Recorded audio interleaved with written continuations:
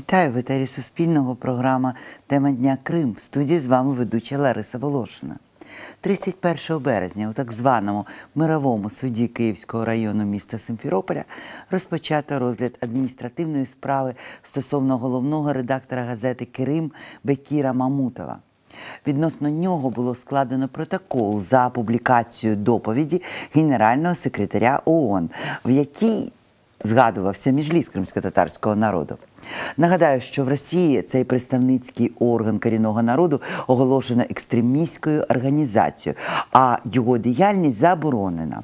Тож всі згадки про Меджліс в російських ЗМІ, а також в ЗМІ, які знаходяться на території окупованого Криму, мають містити обов'язкове визначення, що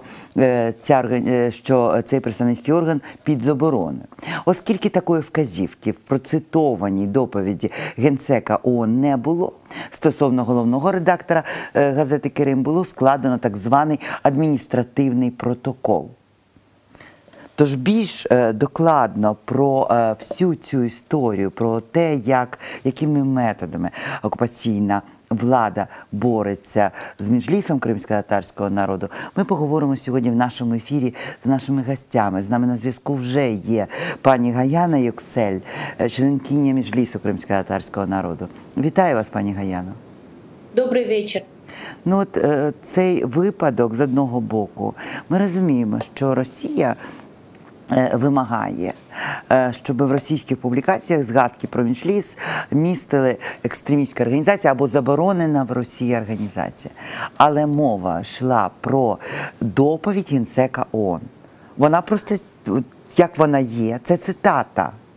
Як ви розцінюєте, чи є це порушенням навіть недолугого російського законодавства? Дивіться, давайте почнемо з того, що з 2014 року дотепер в Криму було зафіксовано майже 500 порушень прав журналістів. Якщо їх розглядати за ознаками або видами, то це всі порушення, починаючи з крадіжок, катувань, побиття, знищення і приниження гідності та честі, і закінчуючи шантажом, іншими видами такого тиску та репресій. І от те, що відбувається зараз по відношенню до головного редактора газети «Крим», це продовження такої політики. Ми знаємо, що порушення їх фіксували в переважної більшості в 2014-2015 році. Але це не є ознакою того, що там все стало гарно і дотримуються права журналістів і є свобода слова. Тому я не здивована тим, що проти пана Бекіра, а Бекір Мамутов дуже відома людина в кримсько-татарському соціумі, поважна людина, яка протягом достатньо довгого часу очолює газету «Крим», є членом Меджлісу кримсько-татарського народу, це необхідно згадати. І, до речі, до Меджлісу він потрапив з найвищим рейтингом, коли його обирали. І по відношенню до нього чиниться такий тиск. Це зрозуміло змагання знищити свободу слова та принизити діяльність представників корінного народу і журналістів на території Криму. Це просто смішно розглядати зараз ту ситуацію, в якій опинився Бекір Мамутов. Як можна промову Генсека ООН, яка є по суті прямою мовою, змінювати і додавати в неї якісь внески стосовно так званого російського законодавства? Він надав інформацію, він об'єктивно передав ту ситуацію, яка склалася, надав промову. Скоріше за все, вона була додана з якимись коментарями. І зараз законодавство вимагає від нього ще якісь додаткових коментарів стосовно того, що вони там не приймали для себе. Але я не здивована, тому що в 2015 році проти мене теж був порушений адміністративний протокол. Тоді мова йшла про заборонені в Російській Федерації організації «Тризуб», «Братство», «Правий сектор». Зараз Меджліс є забороненою організацією, вони вимагають цього, але все це є прямим тиском на журналістів і порушенням їх прав. і знищенням можливості для виконання професійних обов'язків. Ну, от, є повідомлення, що наступне засідання призначене на 20 квітня, і є реакція постпредства щодо цієї ситуації. Говориться, 2 квітня постійне представництво президента України в Автономній Республіці Крим засудила переслідування Бекіра Мамутова. Говориться про те, що, ну, по-перше, так само, пані Гаяна, як і ви говорите, що це переслідування свободи слова, це також переслідування Меджлісу кримськотатарського народу. І далі нагадується про те, що Росія так і не виконала наказ Міжнародного суду ООН від 17-го року у справі Україна проти Російської Федерації щодо запровадження тимчасових заходів. І там мова йде про те, що суд кримінальний вимагає від російської влади, я далі цитую, утриматися від обмежень щодо кримських татар на представництво власних інтересів, включно з поновленням діяльності Меджліса та припинення переслідування головного редактора газети «Крим» Бекіра Мамутова. Тобто, в даному випадку, ну, Росія не виконала оце зобов'язання від 17-го року. Ми бачимо, що механізмів для того, щоб припинити переслідування Меджліса і його членів, представників кримськотатарської преси, нема. От, на ваш погляд, що можна зробити з такою ситуацією? Ви знаєте, пані Лариса, насправді відповідь тут дуже така проста – деокупувати Крим. От те, що там відбувається, те, що ми фіксуємо, про що отримуємо інформацію, це все наслідки або причиною всіх цих подій є саме окупація. Тому відповідь така загальна – деокупувати. Зрозуміло, що зараз це неможливо, тому нам необхідно робити все для того, щоб цю деокупацію зробити реальністю, да? Робити всі необхідні кроки стосовно інформації про те, що там відбувається, допомоги, оголошення. Я провела таку роботу, яка пов'язана з кримськими журналістами, які виїхали після окупації. До речі, після окупації територію півострова вимушено залишили майже 200 журналістів кримських. І зараз вони продовжують діяльність на материковій Україні або в такому напівпідпільному режимі, тому що є журналісти, які ще досить продовжують працювати. Працювала з кримськими журналістами і з представниками громадянського суспільства, з громадянськими журналістами. Таке було анкетування і запитували, що необхідно робити Україні для того, щоб висвітлювати питання Криму, привертати увагу. І всі вони, і професіональні журналісти, і ті, хто, ну скажімо так, вимушено став журналістом, вони всі говорили про те, що необхідно привертати увагу до питання Криму і робити все це у всіх напрямах. Інформаційному, політичному, дипломатичному тощо. Тому зараз те, що ми можемо зробити, це говорити про все це, надавати юридичну допомогу безпосередньо Бекіру Мамутову. На жаль, такі адміністративні протоколи, вони дуже легко перетворюються на карні справи потім. Змінити підстави, змінити статтю або якісь претензії дуже легко. Тому тут необхідно бути дуже уважним і обережним, незважаючи на те, що виглядає все досить формально. Адмінсправа, протокол, да, мабуть, потім буде якийсь штраф. Я по себе знаю, що потім можуть бути якісь такі не дуже приємні наслідки стосовно. У нас є Микола Полозов. Давайте його розпитаємо, хай він прокоментує, як це може бути. Пане Микола, чи чуєте ви нас? Да. Ви погоджуєтеся з пані Гаяною Юксель про те, що це адміністративний протокол і мова має йти в межах подібного пред'явлення щодо штрафу, це ще може бути не остаточно? Ну, совершенно очевидно, что последние 7 лет в Крыму происходят фактически плановые репрессии. В основном они касаются коренного народа, крымских татар. И, конечно же, в данном случае абсолютно нет никаких гарантий, что вот нынешние, скажем так, административные преследования в конечном счете не повлечет за собой уголовное преследование. Мы видим, что в Крыму, и Эльвира Аметова, и множество других привлекают по уголовным различным статьям. Вот. И в случае с Бекиром Мамутовым у меня тоже есть опасения, что эти репрессии могут быть продолжены. То есть, во всяком случае, он уже серйозно попав в поле зрения російських окупаційних властей. Пане Микола, ну от в своєму дописі від 2 квітня ви написали про те, ви теж згадали про те, що Росія не виконала проміжне рішення, наказ Міжнародного суду ООН щодо неприпустимості переслідування Меджлісу та його членів. Чи є можливість, це ж рішення 2017 року, чи є можливість якимось чином змусити Російську Федерацію, ну якщо не виконати цей наказ, то принаймні не погіршувати ситуацію?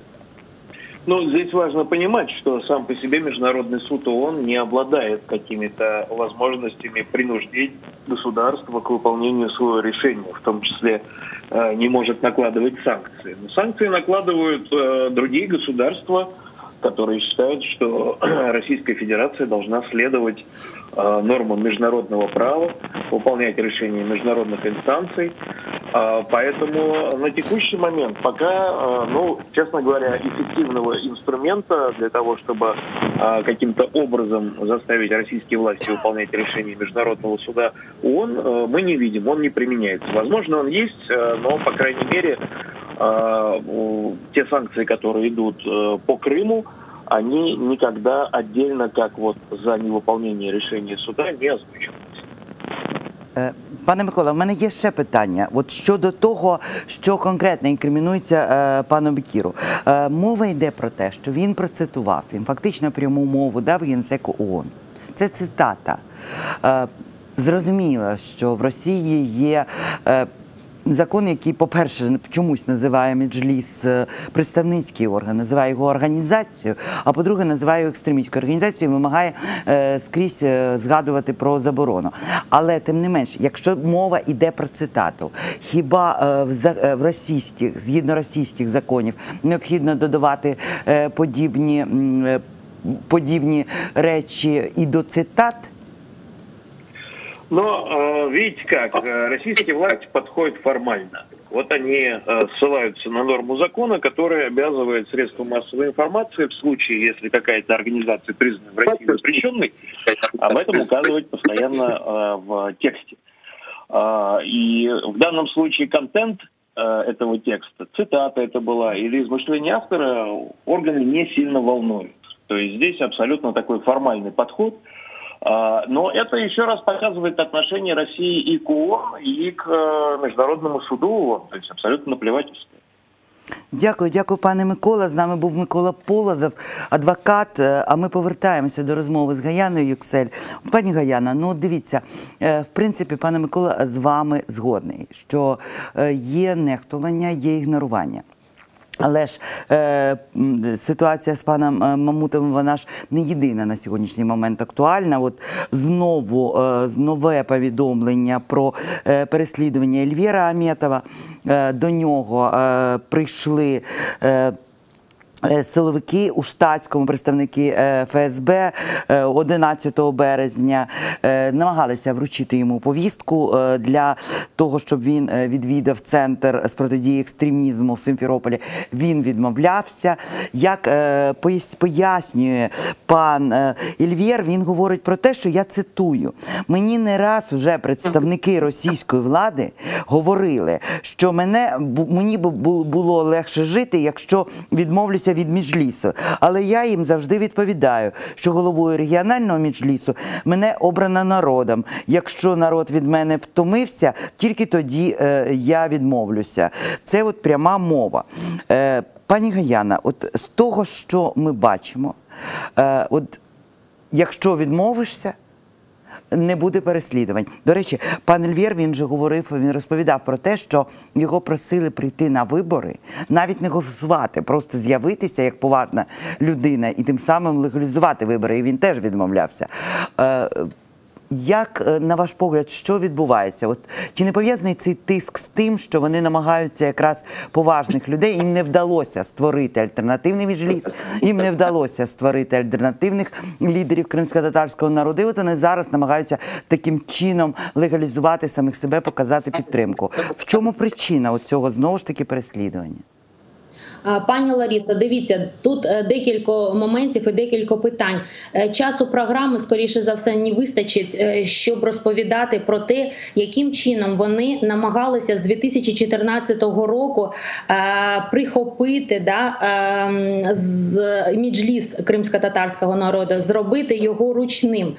Давайте згадаємо те, що Меджліс – це не тільки 33 члена, ну тоді було 33, зараз 27, це не тільки 250 делегатів Курултаю. Це майже 2500 представників національного самоврядування, які мешкають в різних регіонах та куточках всього півострову.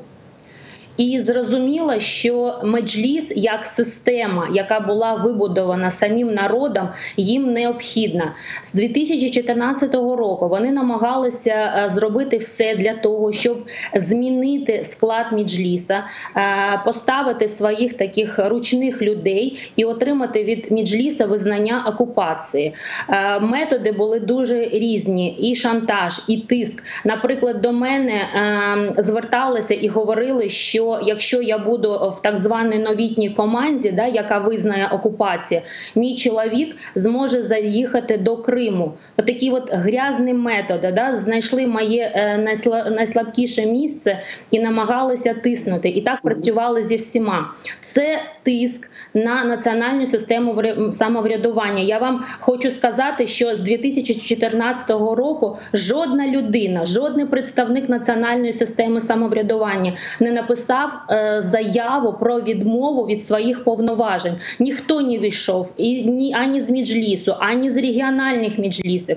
Тобто всі виконують свої обов'язки так, як нібито це нормальна система, скажімо так. І зараз вони намагаються тиснути на кожного окремо. От у Ельвіра Аметова знайшли його слабке місце, його бізнес. І шантаж створюється таким чином, що погодься з нами, а от твоє кафе там буде стояти і отримує дозвіл на працю. До інших по-іншому звертається. Тобто такі брудні методи. Ще хочу звернути увагу на один момент, незважаючи ані на всі методи праці. А з 2014 року вони намагалися створити різні громадські організації. Потім духовний Курултай, релігійний. Потім раду представників при голові Ради міністрів Криму. Вони не змогли створити систему, яка б була ідентичною Меджлісу кримськотатарського народу. Тому що Меджліс – це природня структура, природня система. В 2013 році майже 95 тисяч кримських татар брали участь в виборах Меджлісу. Всі приходили. Це більше, ніж 50% від кримських татар, які мали право голосувати. Тобто обирав народ. І це не було під тиском, це не було за указом. Це було бажання і волевиявлення кримських татар. Тому зараз змінити Меджліс, зробити так, щоб він став ручним, це їх мета і бажання. І ще хочу додати, це стосовно попереднього питання, на яке відповідав шановний Микола Полозов.